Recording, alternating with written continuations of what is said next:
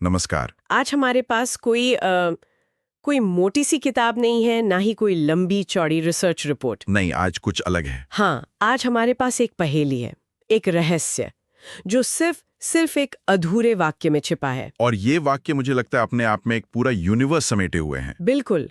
ये जो स्रोत है, ये भारतीय सामाजिक कहानी नाम की किताब का एक छोटा सा हिस्सा है। मैं इसे पढ़ती हूँ और ये बस इतना ही है। वाक्य है, केवल एक गांव की कहानी नहीं है, बल्कि यह पूरे भारतीय सामाजिक। और बस वहीं पर वो डैश। हाँ, एक डैश के साथ सब खत्म। मतलब एक वादा करके जैसे गायब हो जाता है। आज हमारा मिशन यही है कि हम पता लगाएं कि ये अधूरापन हमें क्या बताने की कोशिश कर रहा है। ये एक दिलचस्प केस है क्योंकि इस एक लाइन में एक बहुत बड़ा दावा है और उससे भी बड़ी एक खामोशी। केवल एक गांव की कहानी नहीं है। ये थोड़ी अजीब शुरुआत नहीं है? है तो। मतलब कोई भी लेखक अपनी कहानी ये बताकर क्यों शुरू करेगा कि उसकी कहानी क्या नहीं है? ये एक बहुत ही सोचा समझा कदम है मुझे लगता है। अच्छा। हाँ, देखिए, इसे समझने के लिए हमें थोड़ा सा कॉन्टेक्स्ट समझना पड़ेगा। भारतीय साहित्य में खास तौर पर आजादी के बाद गांव एक बहुत पावरफुल सिंबल रहा है। एक माइक्रोकॉज्म, मतलब एक ऐसी छोटी सी दुनिया जिसमें पूरा भारत बसता हो। बिल्कुल। जैसे R.K. नारायण का मालगुडी। अगर आप मालगुडी को समझ गए तो आप इंडिया को समझ गए। वही, बिल्कुल वही। प्रेमचंद से लेकर फणीवरनाथ रेणु तक कितने ही बड़े लेखकों ने गांव को केंद्र में रखकर भारत की सामाजिक, राजनीतिक, सांस्कृतिक सच्चाई को पकड़ा है। तो जब कोई पाठक भारतीय सामाजिक कहानी जैसी किताब उठाता है तो उसके दिमाग में पहले से ही ये उम्मीद होती है कि कहानी शायद किसी गांव की होगी। हाँ, और लेखक यहाँ पहले ही झटके में उस उम्मीद को तोड़ रहा है। मतलब लेखक दरवाजे पर ही एक साइन बोर्ड लगा रहा है कि आप जो सोचकर आए हैं अंदर वो नहीं मिलेगा। बिल्कुल कुछ बड़ा होने वाला है। यहाँ केवल शब्द एक तरह से चुनौती दे रहा है। हाँ, ये एक तरह का साहित्यिक ऐलान है। लेखक कह रहा है कि भारतीय समाज इतना विशाल, इतना विविध और जटिल है कि उसे किसी एक गांव की कहानी में समेटना उसके साथ नाइंसाफी होगी। ये एक साहसिक दावा है। बहुत साहसिक, क्योंकि ये उस पूरी साहित्यिक परंपरा पर सवाल उठा रहा है। ठीक है, तो लेखक ने हमें बता दिया कि कहानी क्या नहीं है, पर फिर आता है वो शब्द जो पूरी बाजी ही पलट देता है, बल्कि। बल्कि केवल एक गांव की कहानी नहीं है, बल्कि।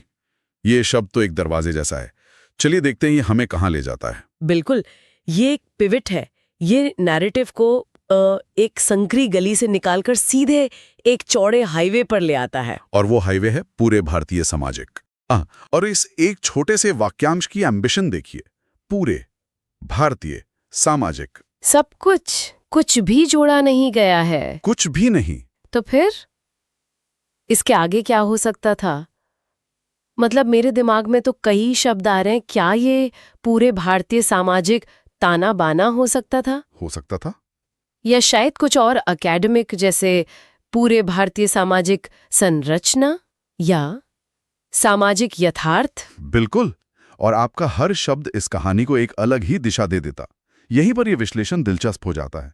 कैसे? अगर लेखक सामाजिक संरचना यानी सोशल स्ट्रक्चर लिखकर इसे खत्म करता तो शायद वो सीधे सीधे जाति व्यवस्था और वर्ग के टकराव की बात कर रहा होता। अच्छा, जैसा कि हम समाजशास्त्री M.N. श्रीनिवास के काम में देखते हैं। हाँ, तब ये एक सोशियोलॉजिकल टेक्स्ट बन जाता। और अगर वो यथार्थ यानी रियलिटी लिखते तो शायद वो फणेश्वरनाथ रेणु की तरह ग्रामीण जीवन की कच्ची सच्चाइयों को दिखाना चाहते, जैसा उन्होंने मैला आंचल में किया। तब ये एक यथार्थवादी उपन्यास होता। सही बात है। अगर वो संघर्ष लिखते तो ये एक मार्क्सवादी कहानी बन जाती। हर शब्द इस कहानी को एक फ्रेम में कैद कर देता। लेकिन लेखक ने ऐसा नहीं किया। इतनी बड़ी घोषणा करने के ठीक बाद, जब हम सांस रोककर इंतजार कर रहे होते हैं कि आगे क्या होगा, एक डैश। हाँ, बस एक डैश, और फिर खामोशी।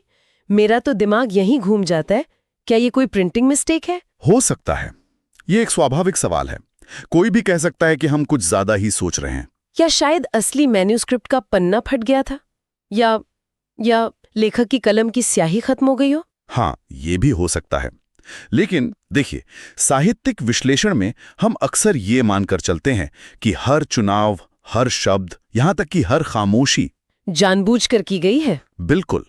और ये डैश, ये जो अधूरापन है, ये कोई गलती नहीं, बल्कि शायद कहानी का सबसे जरूरी हिस्सा है। ये एक कलात्मक फैसला लगता है, आप इसे एक कलात्मक फैसला क्यों कह रहे हैं? क्योंकि ये अधूरेपन को ही एक संदेश बना देता है। सोचिए, एक पेंटर एक बहुत बड़ी लैंडस्केप पेंटिंग बना रहा हो, जिसमें पहाड़, नदियां, शहर सब कुछ है, और फिर वो कैनवस के एक कोने को जानबूझकर खाली छोड़ दे, तो हमारी नजर सबसे पहले वहीं जाएगी। एग्जैक्टली ये डैश वही खाली कैनवस है। तो ये अधूरापन असल में भारतीय समाज का ही एक मेटाफर है, एक प्रतीक। मुझे तो ऐसा ही लगता है। ये अधूरापन हमें क्या बताता है? ये बताता है कि भारतीय समाज की कहानी कोई ऐसी चीज नहीं है जो खत्म हो गई है और जिसे एक किताब में बंद कर दिया जाए। ये एक ऑनगोइंग प्रोजेक्ट है। हाँ, ये एक ऐसी कहानी है जो हर पल लिखी जा रही है, हर शहर में, हर गांव में, हम सबके द्वारा। ये कभी पूरी नहीं होगी। तो शायद ये डैश इसी निरंतरता का, इसी नेवर एंडिंग स्टोरी का प्रतीक है। बिल्कुल। वाह, ये तो कमाल का पर्सपेक्टिव है। मतलब कमी को ही खूबी बना दिया गया। ये अधूरापन कोई फ्लॉ नहीं बल्कि मैसेज है। सही कहा कि आप भारतीय समाज पर फुल स्टॉप नहीं लगा सकते। आप नहीं लगा सकते। जैसे ही आप दावा करेंगे कि मैंने भारत को समझ लिया, तभी कोई नया आंदोलन शुरू हो जाएगा, कोई नई तकनीक आ जाएगी, समाज का कोई तबका अपनी आवाज उठाएगा और आपकी पूरी कहानी फिर से अधूरी हो जाएगी। ये डैश उस आने वाले बदलाव के लिए छोड़ी गई जगह है। ये बौद्धिक ईमानदारी का भी प्रतीक है। हाँ, ये स्वीकार करना कि आप पूरी कहानी नहीं जानते और शायद कभी जान भी नहीं पाएंगे। ठीक है, ये सब सुनने में बहुत गहरा और दिलचस्प लग रहा है, लेकिन एक आम इंसान के लिए, हमारे लिसनर्स के लिए जो बस दुनिया को बेहतर समझना चाहते हैं, इस एक वाक्य के विश्लेषण का मतलब क्या है? इसका बहुत गहरा मतलब है। असल में ये स्रोत हमें सिर्फ साहित्य के बारे में नहीं बल्कि किसी भी जटिल चीज को समझने के तरीके के बारे में सिखाता है। हाँ, चाहे वो राजनीति हो, अर्थव्यवस्था हो या टेक्नोलॉजी, हम अक्सर चीजों को छोटे छोटे टुकड़ों में समझने की कोशिश करते हैं। एक गांव की कहानी से पूरे देश का अंदाजा लगाना चाहते हैं। और ये स्रोत कह रहा है कि ये तरीका खतरनाक हो सकता है। ये हमें बड़ी तस्वीर, अ बिगर पिक्चर देखने के लिए उकसा रहा है, भले ही वो तस्वीर धुंधली और अधूरी क्यों ना हो। बिल्कुल। ये हमें सिखाता है कि किसी भी बड़ी और जटिल चीज को समझने के लिए हमें ये स्वीकार करना होगा कि हमारी समझ हमेशा अधूरी रहेगी, और ये ठीक है। ज्ञान की यात्रा में पूर्ण विराम नहीं होते, डैश होते हैं, जो हमेशा आगे की खोज के लिए प्रेरित करते हैं। ये हमें एक तरह की विनम्रता सिखाता है। ये बात तो आज के दौर में और भी ज्यादा रेलेवेंट लगती है। बिल्कुल। जहां हर कोई एक्सपर्ट बना हुआ है और हर चीज पर अपना फाइनल जजमेंट देना चाहता है। सही बात है। ये वाक्य हमें याद दिलाता है कि मुझे नहीं पता कहना भी एक ताकत है। और ये अधूरापन एक और काम करता है ना? ये पैसिव रीडर को एक एक्टिव पार्टिसिपेंट बना देता है। वही तो, अगर वाक्य पूरा होता तो हम उसे पढ़कर शायद भूल जाते, लेकिन अब ये डैश एक खाली जगह है, एक निमंत्रण है। ये हमें यानी पाठक को बुला रहा है कि आओ और इस कहानी को पूरा करो। बिल्कुल। मतलब ये एक आईने की तरह है। हर कोई उस डैश के आगे अपना शब्द जोड़ेगा, अपने अनुभव और अपनी समझ के आधार पर। हाँ, कोई संघर्ष देखेगा, कोई विविधता, कोई परिवर्तन। और शायद यही लेखक का असली इरादा था। मुझे भी यही लगता है, एक ऐसी कहानी बनाना जो एक ना हो बल्कि करोड़ों हो, जितनी इस देश में कहानियां हैं। तो आज हमने देखा कि कैसे एक अधूरा वाक्य भी विचारों का एक पूरा ब्रह्मांड खोल सकता है। भारतीय सामाजिक कहानी का ये छोटा सा अंश हमें एक गांव की सीमा से निकालकर एक राष्ट्र की सामाजिक सच्चाई की एक कभी ना खत्म होने वाली अधूरी लेकिन गहरी यात्रा पर ले गया। और इसकी असली ताकत इसमें नहीं है कि ये क्या कहता है, बल्कि इसमें है कि ये क्या नहीं कहता। वो जो खाली जगह है वो एक सवाल है जो हमेशा जिंदा रहेगा। और इसी के साथ हम आज की चर्चा को समाप्त करते हैं, लेकिन हमेशा की तरह एक अंतिम विचार के साथ। जरूर। यह स्रोत एक ऐसी कहानी का वादा करता है जो पूरे भारतीय सामाजिक अनुभव को समेट ले।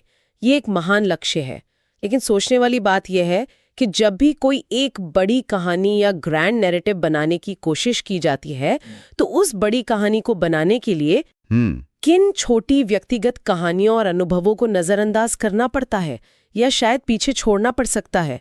उस पूरे को बनाने के चक्कर में कौन से कुछ लोग या किस